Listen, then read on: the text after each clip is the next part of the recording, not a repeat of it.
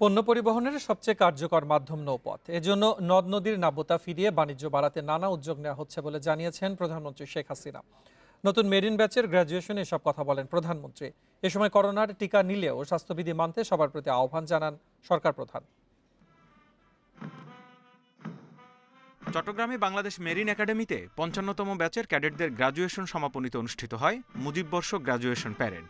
প্রধানমন্ত্রীর পক্ষে নৌপরিবহন প্রতিমন্ত্রী শ্রেষ্ঠ ক্যাডেটদের পদক দেন। গণভবন থেকে ভিডিও কনফারেন্সে যুক্ত হন প্রধানমন্ত্রী শেখ হাসিনা।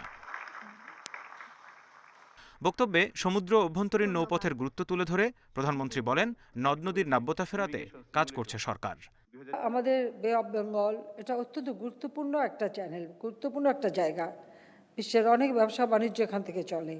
তাছাড়া আমাদের নদীগুলিকে আমরা নাব্যতা ফিরিয়ে এনে এই নদীমাতৃক বাংলাদেশের নৌপথকে আরও উন্নত, আরও সচল আমরা করে দিচ্ছি, যেন আমাদের দেশের আভ্যন্তরীণ পণ্য পরিবহন এবং আন্তর্জাতিক পর্যায়ে পণ্য পরিবহন আমরা খুব সুষ্ঠুভাবে, সুন্দরভাবে করতে পারি।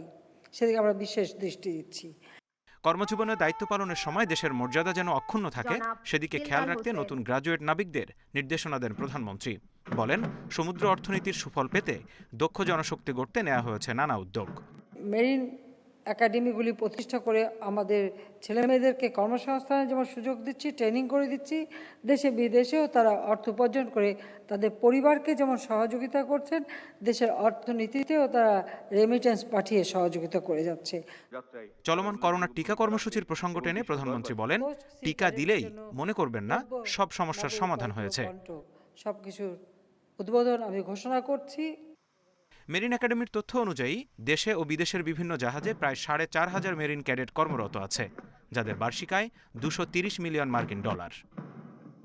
Zahidul Bashar, independent news, Dhaka.